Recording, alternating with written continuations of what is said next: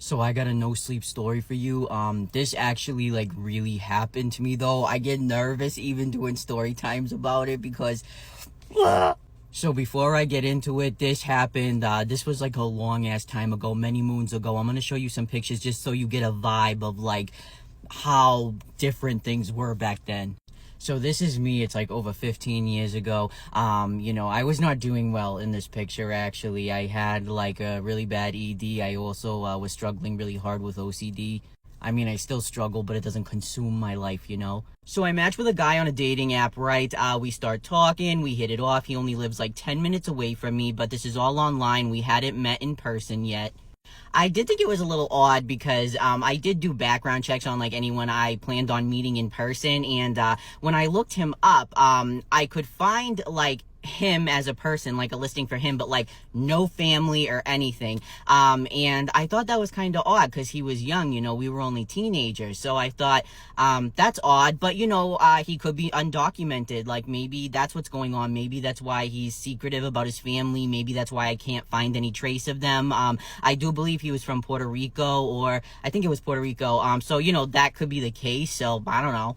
Another odd thing is when we were like getting to know each other, I was just trying to make conversation. You ask people that you're getting to know about politics, religion, like you like to see if your values match, whatever, So I asked him, I'm like, do you believe in God? And he says to me, do you believe in the devil? Just like that. And like that was weird to me because, like I got friends who are atheists and shit, and like they don't answer questions like that. They might say no, or like, I'm agnostic or atheist. It was just odd that he came back instantly with, do you believe in the devil? Well, things ended up getting even weirder because, like I said, at the time I was dealing with pretty bad eating disorder, OCD, and it was really consuming. And when I would talk to him, he would talk about some struggles he had, and they just happened to be almost exactly the same, which it's not impossible. Like, men also deal with eating disorders and, some stuff with OCD, like some rituals are common and stuff, but it got really specific, like as if he was reading my biography or something. Like it was too close to home. I started to think like there is no way this is real. Like this must be one of my friends. Maybe I upset somebody who's close to me, that has seen me struggle through these things, and maybe they're setting me up, they're catfishing me. I don't even think that was a term back then. But I really thought like that's the only explanation, because what are the odds that this random person I matched with online not only deals with everything I'm dealing with, but like to a T? It was just odd. Like something was not right. So I confronted him about it. I'm like, listen, this is really bizarre. Like, I'm having a hard time believing you. I think somebody is fucking with me. And he showed me a picture, several pictures actually, of him holding a piece of paper and like saying it had my name on it. And he was saying like, no, I'm real. And this is back in the day when like you couldn't Photoshop things the way you can now. Like this was a person holding a piece of paper saying, yo, it's me. But I still wasn't convinced. I still thought maybe one of my friends knows this person and they're like, maybe he's in on it or something, because it didn't make sense. But it gets weirder. Just stick around. So then we have the videos, okay?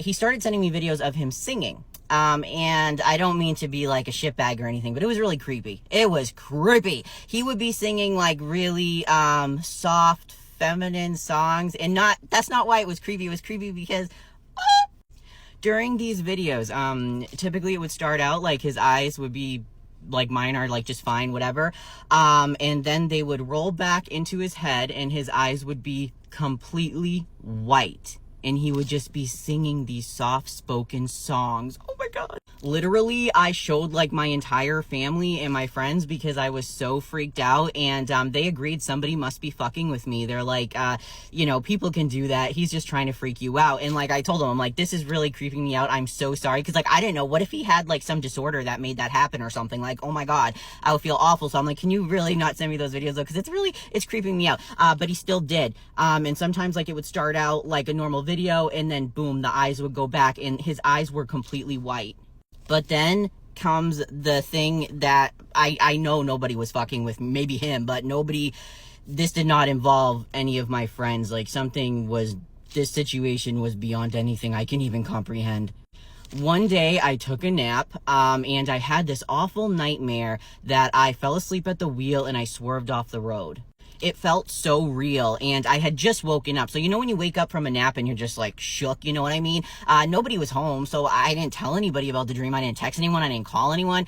And all of a sudden my phone started ringing, and it was him, and I don't know why, but I answered. And I don't know why, because like even at that point, even my parents were like, maybe you should like not converse with this, because it was getting creepy, but I did. I answered, and he asked me how my day was. I told him good. I didn't say anything about the dream or anything. And I said, how was your day? And he said, well, not good. I fell asleep at the wheel and I swerved off the road into a cemetery. Never talked to him again.